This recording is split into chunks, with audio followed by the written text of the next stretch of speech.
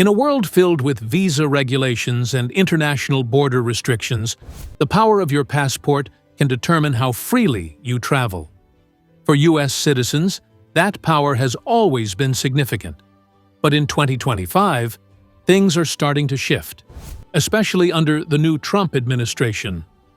With executive orders, travel bans, and updates to diplomatic relations, American travelers are seeing real-time changes that affect where they can go, how long they can stay, and what kind of documents they need to get there.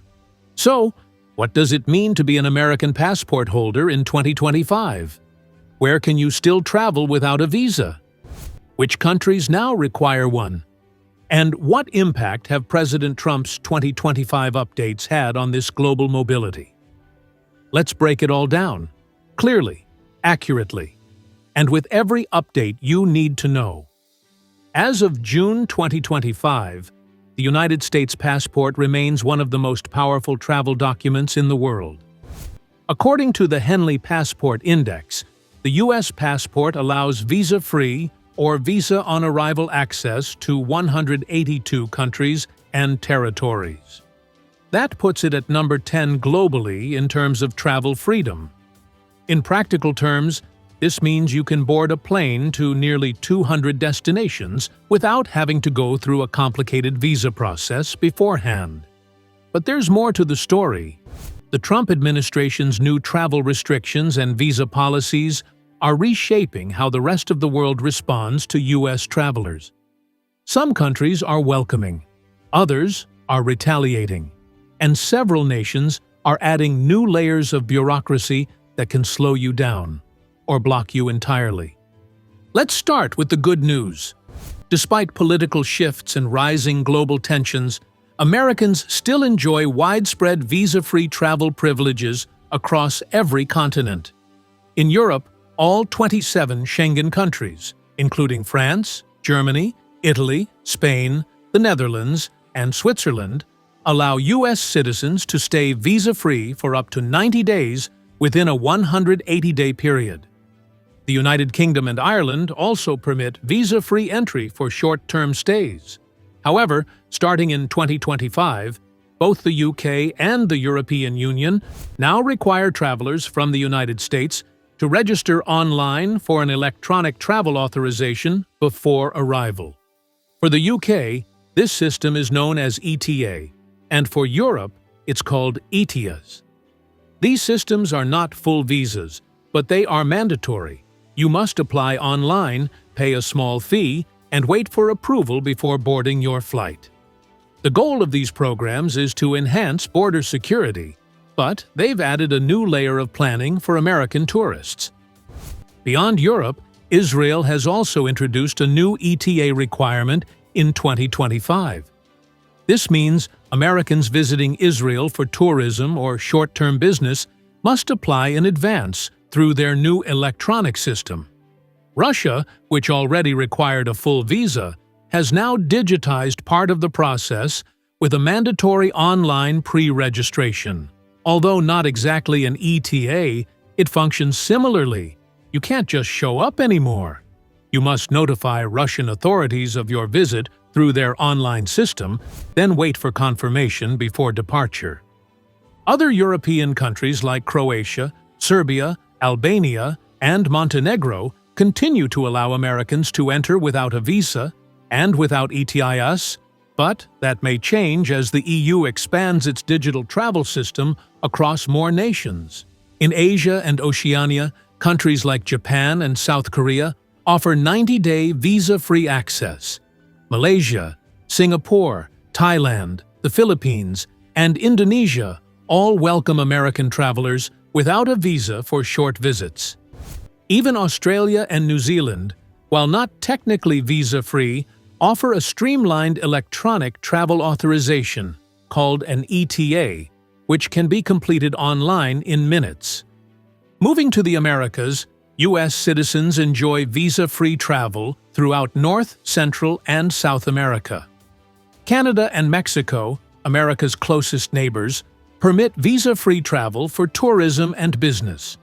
In fact, Canada only requires an ETA for air arrivals, which is not a full visa.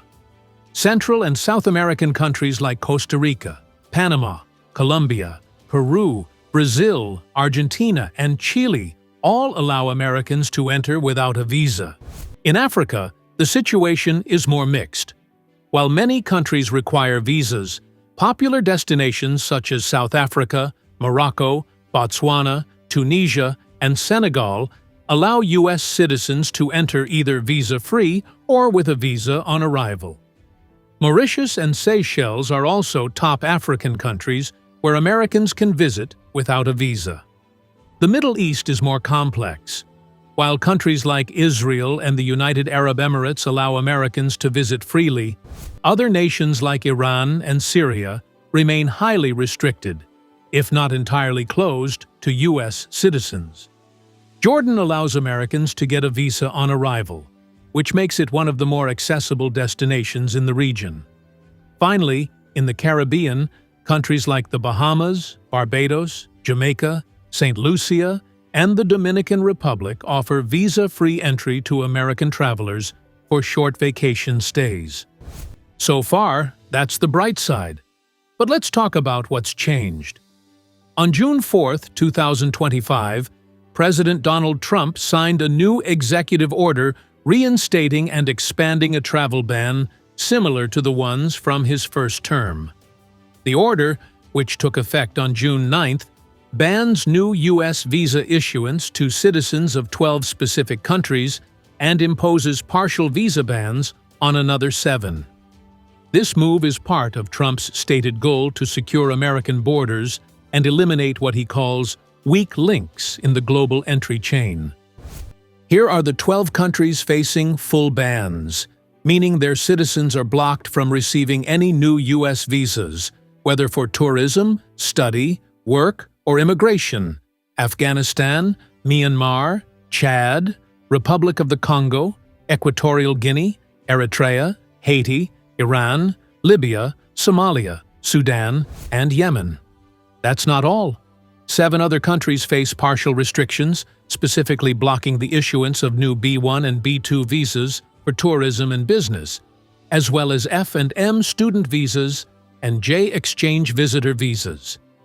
These countries are Burundi, Cuba, Laos, Sierra Leone, Togo, Turkmenistan, and Venezuela.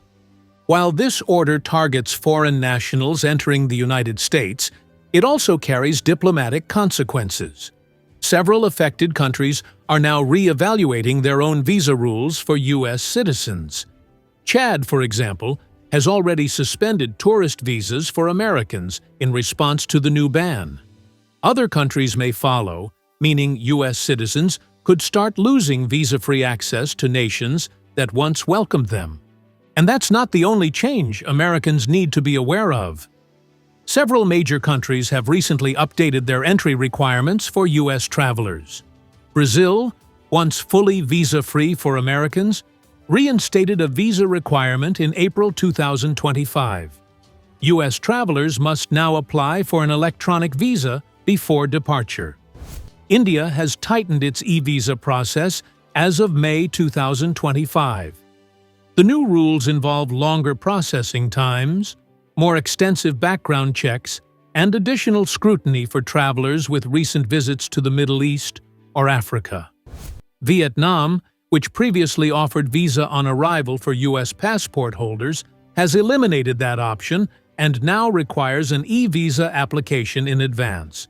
And Russia and China, both already known for their strict entry processes, have made it even harder for Americans to secure a visa. In some cases, visa approval rates have dropped dramatically due to growing political tensions under Trump's administration. So, what should you do if you're planning to travel abroad in 2025? Start by checking the most up-to-date visa requirements for your destination. Even if a country used to be visa-free, that might no longer be the case. Check official government or embassy websites. Do not rely solely on outdated travel blogs or third-party apps. Next, make sure your passport is valid for at least 6 months beyond your intended return date. Many countries will deny you entry if your passport is too close to expiration. If your destination requires an e-visa or ETA, apply only through the official website to avoid scams and delays. Give yourself at least 2 weeks before your trip to get that sorted. Also, keep in mind that some countries may retaliate if the U.S. imposes restrictions on their citizens.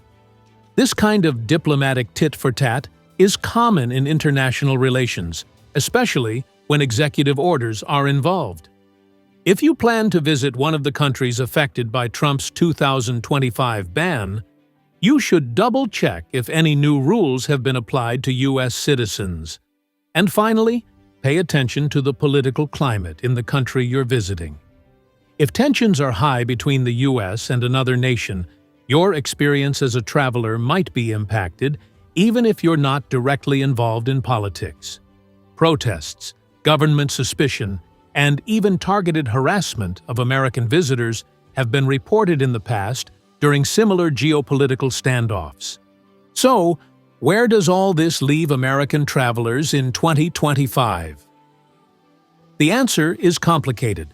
On one hand, U.S. citizens still enjoy access to over 180 countries without needing a visa or through simple electronic travel authorizations. That makes the U.S. passport one of the most powerful in the world. But on the other hand, rising political tensions, evolving international relations, and executive actions, like the Trump travel ban, are making the global travel landscape more unpredictable. The world is still open to U.S. travelers, but not as open as it once was. Your freedom to travel is still strong, but it's no longer automatic. So before you book that international getaway, take a moment to review the new rules. Check visa requirements, plan ahead, and understand the diplomatic context of where you're going. Because in 2025, global mobility is not just about having a powerful passport. It's also about knowing how to use it, wisely, responsibly, and with full awareness of the rules. If you found this video informative, don't forget to like, subscribe, and hit the bell icon for more updates on global travel, U.S. immigration policy, and the evolving world of international mobility. Safe travels and stay informed.